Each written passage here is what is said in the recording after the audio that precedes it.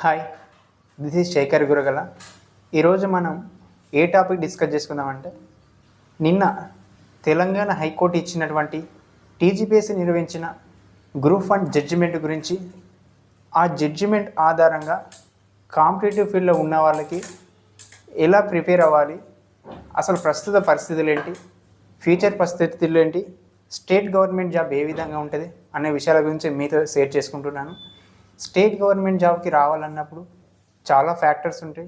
దానికి కావాల్సిన background information అన్నీ తెలుసుకునే ముందుకు రావాలి. మీరు స్టేట్ గవర్నమెంట్ జాబ్ చేయాలనుకునే వాళ్ళు ఫస్ట్ ఆఫ్ ఆల్ మనకి, మన ఫ్యామిలీకి ఒక స్టేట్ గవర్నమెంట్ జాబ్ ఎంతవరకు అవసరం, ఆ స్టేట్ గవర్నమెంట్ జాబ్ క్రాక్ చేయడం వల్ల మన ఫ్యామిలీ సిచ్యువేషన్ మారుతుందా, మన ఫైనాన్షియల్ బ్యాక్గ్రౌండ్ ఏంటి, ఫైనాన్షియల్గా ఫ్యామిలీ సపోర్ట్ ఉందా, లేక మన ఫ్యామిలీ బ్యాక్గ్రౌండ్ ఏంటి, మన ఫ్యామిలీ మనకు సపోర్ట్గా ఉందా, వీటి అన్నిటిని బేస్ చేసుకొని మన government job, state government job పక్కా కావాలి అంటే ఇటు సైడ్ రండి. అలా అని కాకుండా స్టేట్ గవర్నమెంట్ జాబ్ గురించి ఎలాంటి ఇన్ఫర్మేషన్ లేకుండా ఎవరు ఇన్స్పైర్ చేస్తే ఏ యూట్యూబ్లో సక్సెస్ స్టోరీనో, ఏ ఇన్స్టా రీలునో, ఇంకెవరో మన ఎదురుగున్న వాళ్ళు, మన పక్క వాళ్ళు, ఏదైనా వాళ్ళకి అదృష్టం కలిసి వచ్చి వాళ్ళు ప్రిపరేషన్ అయిన టైంకి, వాళ్ళ గ్రాడ్యుయేషన్ కంప్లీట్ అయిన టైంకి ఈ గవర్నమెంట్ జాబ్ ప్రిపేర్ అయ్యి సక్సెస్ అయితే దాన్ని ఇన్స్పిరేషన్ తీసుకొని ఈ ఫీల్డ్లోకి రాకండి. ఇంకొకటి ఏంటి అంటే, మనకి ఒక జాబ్ అంటే ఫ్యాషన్. కొంతమందికి ఏంటంటే ఎక్కడో స్కూల్ లైఫ్లో, ఇంటర్మీడియట్, డిగ్రీలో ఎక్కడో నేను పలానా ఈ జాబ్ కొట్టాలి, సబ్ ఇన్స్పెక్టర్ కావాలి, గ్రూప్ 1 కావాలి, గ్రూప్ 2 కావాలనే కళలు కంటుంటారు. ఈ విధమైన ఏమన్నా మీ యొక్క కళలు ఉంటే ఈ విధంగా ఈ government, state government job side రావడానికి ప్రయత్నం చేయండి. ఈ రెండు ఉన్నప్పుడు సక్సెస్ అవుతాం అనుకున్నప్పుడే రండి. ఈ రెండు డిసైడ్ చేసుకున్న తర్వాత స్టేట్ గవర్నమెంట్ జాబ్ నోటిఫికేషన్ ఎప్పుడు వస్తుంది, నోటిఫికేషన్ వస్తుంది కరెక్టే, ఎప్పుడు వస్తుంది, ఈరోజు వస్తుంది, ఎప్పుడు కంప్లీట్ అవుతుందని చెప్తారు. నోటిఫికేషన్ ఒక 6 months అంటారు, కానీ ఏవో రీజన్స్ వల్ల అది 6 months 1 yearకి వెళ్తుంది, 1 year 2 yearsకి వెళ్తుంది. 2 years తర్వాత ఎగ్జామ్ రాస్తాం అనుకుంటాం, ఏదో రీజన్స్ ఉన్నింటవి.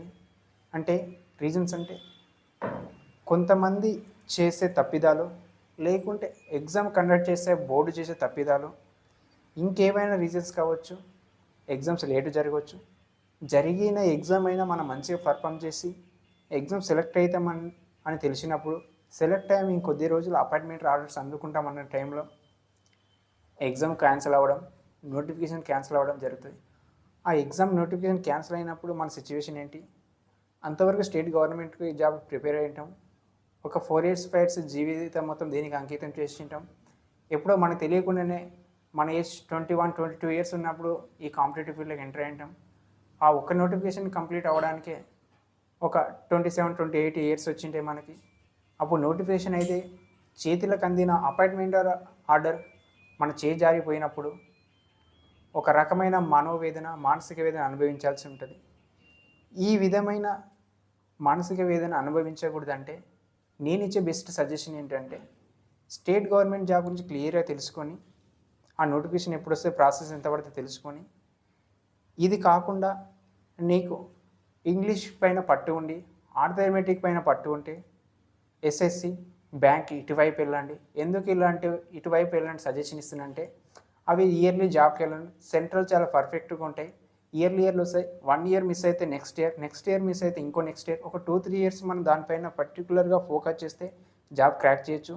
లేక ఒక 1-2-3 years దానిపైన స్పెండ్ చేసి మన వల్ల అది కావట్లేదు అంటే దాని నుంచి బయటకు వచ్చేసి వేరే వర్క్ చూసుకోవచ్చు. ఇది కాకుండా మీకు ఇంకా అన్నీ కూడా బాగుండి, ఫైనాన్షియల్, ఫ్యామిలీ బ్యాక్గ్రౌండ్, నీకు యూపీఎస్సీ పైన అండర్స్టాండ్ ఉండి అది క్రాక్ చేయగలని నమ్మకం ఉంటే, యూపీఎస్సీ జాబ్ క్యాలెండర్ కూడా ఇయర్లీ ఉంటుంది, అటు సైడ్ వెళ్ళండి. ఈ రెండు నేను ఇచ్చే బెస్ట్ సజెషన్స్. మూడో సజెషన్ ఏంటంటే, ఎస్ఎస్సి, బ్యాంక్, యూపీఎస్సీ కాకుండా గ్రూప్ డి అని, రైల్వే, చాలా ఎగ్జామ్స్ సెంట్రల్ ఇయర్లీ వైజ్ వస్తుంటాయి. ఇంకా కొన్ని జీడీ కానిస్టేబుల్ అని, ఇలాంటివి చాలా ఎగ్జామ్స్ కండక్ట్ చేస్తుంటారు. ఇటు సైడు ఒకసారి మీరు ఆర్థమెటిక్, రీజనింగ్ పైన గ్రిప్ ఉంచుకొని అటు సైడ్ వెళ్తే చాలా తొందరగా సక్సెస్ అవ్వడానికి అవకాశం ఉంటుంది. అలా కాదు, మాకు ఆర్థమెటిక్ రాదు, రీజనింగ్ రాదు, ఇంగ్లీష్ పూరు, మేము స్టేట్ గవర్నమెంట్ని నమ్ముకుంటాం, దీనికే ప్రిపేర్ అవుతుందంటే చాలా సమస్యల వలయంలో చిక్కుకోవాల్సి వస్తుంది.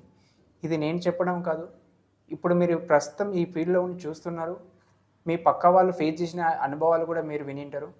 స్టేట్ గవర్నమెంట్ని నమ్ముకుంటే ఈ పరిస్థితులు అయితే తప్పవు. ఎలా ఉంటే స్టేట్ గవర్నమెంట్ అంటే నోటిఫికేషన్ ఇప్పుడు వస్తుంది అంటారు, త్వరలో అంటారు. నోటిఫికేషన్ త్వరలో అనే వాడే ఒక 2-3 ఇయర్స్ నడుస్తుంది. త్వరలో అనే వాడు కంప్లీట్ అయ్యి నోటిఫికేషన్ వచ్చే వరకు 2 ఇయర్స్ అవుతుంది. ఆ నుంచి అది పోస్ట్ పోన్లని ఇంకేదో గందరగోళాల మధ్య హడావుడి చేయడం వలన అదొక 2 ఇయర్స్, ఒక 5-6 ఇయర్స్ అవుతుంది. ఆ 5-6 ఇయర్స్ అయిన తర్వాత నీకు జాబ్ వస్తే హ్యాపీ. కానీ జాబ్ రాకుండా ఇన్ కేస్ కొన్ని మార్క్స్ మిస్ అయినా, లేదా నిన్న గ్రూప్ 1 జడ్జిమెంట్ లాగా ఏదైనా రీజన్స్ వల్ల ఆ నోటిఫికేషన్ క్యాన్సిల్ అయినా, అప్పటికి మనకు ఒక 28-30 ఇయర్స్ వస్తాయి. లైఫ్ అంతా స్పైల్ అయిపోయింది ఏం చేయకుండా. కాబట్టి ఇలాంటివి పరిస్థితులు మనం ఎదుర్కోవద్దంటే అటు side UPS side, central job side వెళ్ళండి. అది కాకుండా నా బెస్ట్ ఇంకొక సజెషన్స్ ఏంటంటే, మీకు కొంత పొలం అంటే ఒక 4 ఎకరాల 5 ఎకరాల పొలం ఉంటే ఆ అగ్రికల్చర్ చేసుకుంటూ కాంపిటేటివ్ ఫీల్డ్కు కూడా నేను ఒక అటెంప్ట్ ఇస్తాము, స్టేట్ గవర్నమెంట్ జాబ్ వచ్చినప్పుడు నా అదృష్టం వస్తుంది అనుకుంటే, మార్నింగ్ ఒక 3-4 అవర్స్, నైట్ ఒక 2-3 అవర్స్, డైలీ రోజు ఒక 5-6 అవర్స్ చదువుతూ నోటిఫికేషన్ వచ్చినప్పుడు ఒక 6 నెలలు కంటిన్యూస్గా కూర్చొని చదివి ఎగ్జామ్ అటెంప్ట్ చేయండి. మీ అదృష్టం బాగుండి మీరు అనుకున్న విధంగా అన్నీ జరిగితే జాబ్ వస్తుంది, లేకుంటే అదే అగ్రికల్చర్ ఫీల్డ్లో సెట్ అవుతారు. ఇంకొక నా బెస్ట్ అడ్వైజ్ ఏంటి అంటే, మీ ఫైనాన్షియల్గా, ఫ్యామిలీ బ్యాక్గ్రౌండ్గా, ఫ్యామిలీ సపోర్ట్, మోరల్ సపోర్ట్ అన్నీ ఉంటే మీకున్న అనుభవంతో, మీ ఫ్యామిలీ సపోర్ట్ తోటి బిజినెస్ సైడ్ అడుగులేయండి. ఈ రోజుల్లో బిజినెస్ మ్యాన్స్లే ఎక్కువ సంపాదిస్తున్నారు. అందరికంటే టాప్ మోస్ట్గా ఎవరు ఉంటున్నారంటే ఏ గ్రూప్ 1 యూపీఎస్, ఐఏఎస్, ఐపీఎస్లో కాకుండా బిజినెస్ చేసిన వాళ్ళే చాలా సక్సెస్గా, చాలా నాయకత్వం వహించి రాజకీయాల్లో కూడా వాళ్ళే ముందడుగుంటుంటారు. ఆ విధంగా బిజినెస్ థాట్స్ ఉంటే బిజినెస్ సైడ్ వెళ్ళండి. ఈ విధంగా మీరు నిర్ణయం తీసుకోండి. ఇంక ఇలా కాకుండా మీరు చదివిన qualification degree, intermediate, BEd, BTech, MTech ఏది చేసినారో ఈ సైడ్ రాకుండా మీ యొక్క చదువుకి ఏదైనా బయట ప్రైవేటులో జాబ్ ఉంటే అటు సైడ్ వెళ్ళి ప్రైవేట్ జాబ్ చేసుకోండి. ఈ 3 సజెషన్స్ అయితే నేను ఇవ్వాలనుకున్నాను. ఎందుకు ఈ సజెషన్ ఇస్తున్నానంటే, నిన్న గ్రూప్ 1 జడ్జిమెంట్ చూసిన తర్వాత ఒక్కసారి 2 స్టేట్లు అల్లకొల్లోలం అయిపోయినాయి. ఏం చేయను అయోమయం. అన్ని రోజులు కష్టపడి కోచింగ్ సెంటర్లకు వెళ్ళి లక్షలు ఖర్చు చేసి, అయ్యో మా అబ్బాయికి జాబ్ వస్తుంది, మా అమ్మాయికి జాబ్ వస్తాయి, గ్రూప్ 1 డిప్యూటీ కలెక్టర్, డిఎస్పీ అని న్యూస్ పేపర్లో న్యూస్ వైరల్ అయ్యి చుట్టాలకు తెలిసి, ఫ్రెండ్స్కి తెలిసి ఒక రేంజ్కి వెళ్ళిన వాళ్ళు ఈరోజు ఏం చేయని స్థితిలో ఉన్నారు. స్టేట్ గవర్నమెంట్ అంటేనే ఇలాంటి సిచ్యువేషన్స్ ఉంటాయి.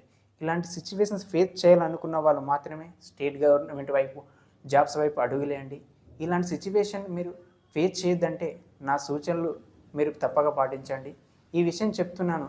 కానీ మరి మీరు ఏ విధంగా సక్సెస్ అయ్యారు? మీరు సెల్ఫ్ ప్రిపరేషన్తో సక్సెస్ అయ్యారు కదా, మీరైతే సక్సెస్ అయ్యారు, మమ్మల్ని అయితే ఫీల్డ్ సైడ్ రావద్దని చెప్తున్నారు. కానీ నేను వచ్చిన బ్యాక్గ్రౌండ్ వేరే, నాకున్న అవకాశాలు వేరే. నా జీవితంలో జరిగిందంతా ఒక మిరాకిల్. 2020లో డిగ్రీ అయిపోవడం, 2021 కరోనా వాళ్ళ ఇంటికాడ ఉండడం, ఆ 21 మిడిల్లో నేను బ్యాంక్ కోచింగ్ అని రావడం, ఆ తర్వాత కొన్ని సెల్ఫ్గా తెలుసుకొని గ్రూప్స్ సైడ్ అడుగులు వేయడం, అదే నా అదృష్టానికి 2022లో నోటిఫికేషన్ రావడం. ఒక 6 నెలల్లో అంతా అయిపోతే అనుకున్నాం, కోచింగ్కి వెళ్ళిన టైం లేకుండా సెల్ఫ్గా ప్రిపరేషన్ స్టార్ట్ చేసిన, ఆ అదృష్టం కలిసి వచ్చి పేపర్ లీకేజ్. ఆ పేపర్ లీకేజ్ వల్ల ఇంకా కొన్ని పరిణామాల వల్ల TGPSC group 2 syllabus economy change చేయడం వల్ల, కొంచెం సిలబస్ పెంచడం వల్ల మా వాళ్ళు పోస్ట్ పోన్ కోసం ప్రొటెస్ట్ చేయడం వల్ల పోస్ట్ పోన్ అవ్వడం, అలా ఇంకా వేరే రీజన్స్ మధ్యలో వేరే ఎగ్జామ్స్ వచ్చి ప్రతిసారి ఒక 2-3 మంత్స్ పోస్ట్ పోన్ అవ్వడం, అలా ఒక 4-5 టైమ్స్ పోస్ట్ పోన్ అయింది. కాబట్టి నేను అదే విధంగా కంటిన్యూ ప్రిపరేషన్ చేశాను కాబట్టి సక్సెస్ అయ్యాను. ఆ విధంగా సక్సెస్ అయ్యాను తప్పిస్తే నేను కూడా మీలాగనే వచ్చి తెలిసి తెలియక అదే ఫస్ట్ అటెంప్ట్లా అదే నోటిఫికేషన్ వచ్చిన 22లో నోటిఫికేషన్ 23లా ఎగ్జామ్ జరిగి ఉంటే గ్రూప్ 2 జాబ్ కొట్టకుండా ఒక 0 అని మిగిలిపోయామని. నాకు అన్ని అదృష్టాలు కలిసి వచ్చిన కాబట్టి నేను ఆఫీసర్ అయిన గ్రూప్ 2, గ్రూప్ 3 క్రాక్ చేశాను. కానీ నన్ను ఇన్స్పిరేషన్గా తీసుకొని నాకున్న అవకాశాలు మీకుంటామని ఎప్పుడు ఊహించుకోండి. నేను ఇచ్చే సజెషన్స్ అయితే ఈ 3 ఆప్షన్స్ అయితే ఇస్తున్నాను. ఇవన్నీ కాకుండా ఇదే మీ లైఫ్ అంటే ఉండండి. ఫైనాన్షియల్గా ఎలా ఉన్నా మీరు ఫేస్ చేస్తామంటే ఈ ఫీల్డ్నే ఉండిపోండి. మీకు ఫ్యామిలీ సపోర్ట్ లేకుండా మేము ఫేస్ చేయగలమంటే ఈ ఫీల్డ్లో ఎంతవరకు అయితే అంతవరకు కానీ మీరు పోరాడండి. అందుకు నేను ఆల్ ద బెస్ట్ చెప్తున్నాను. ఈ విషయాలు గమనించుకొని మీరు ఈ కాంపిటేటివ్ ఫీల్డ్ వైపు అడిగేయండి అని సజెషన్ ఇవ్వగలను. ఎందుకు ఈ మాటలు చెప్తున్నానంటే నిన్న జడ్జిమెంట్ పైన అందరూ ఒక అయోమయంలో ఉన్నారు. కానీ ఏదైనా జరగని నిన్న అలా జరిగింది కాబట్టి నెక్స్ట్ వచ్చే నోటిఫికేషన్ ఇలానే జరుగుతామని మనం ఊహించకూడదు.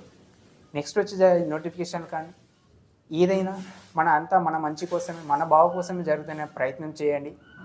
ఇంట్రెస్ట్ ఉన్న వాళ్ళు కంటిన్యూ చేయండి. మీరేమన్నా ఫ్యామిలీ పరంగా ఫైనాన్షియల్ ట్రబుల్ ఉన్న వాళ్ళు ఏమైనా అదర్ సోర్స్ ఉంటే వెతుక్కొని ఇప్పటికైనా వెళ్ళి ఏదైనా వర్క్ చేసుకోండి.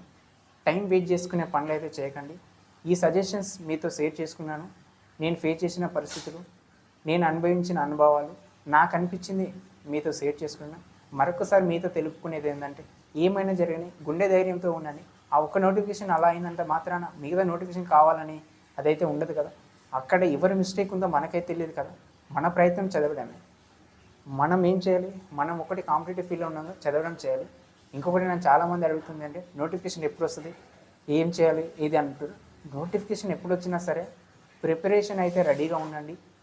రేపు మార్నింగ్ నోటిఫికేషన్ వచ్చినా చదివే విధంగా ఉండండి. ఎల్లుండి వచ్చినా రాసే విధంగా ఉండండి. ఒక 6 నెలల తర్వాత వచ్చిన ఎగ్జామ్ క్రాక్ చేసే విధంగా ప్రిపేర్ కావాలని నేను సూచనలు సలహాలు ఇస్తున్నాను. మీతో షేర్ చేసుకోవాలనుకున్న ఇన్ఫర్మేషన్ ఇది.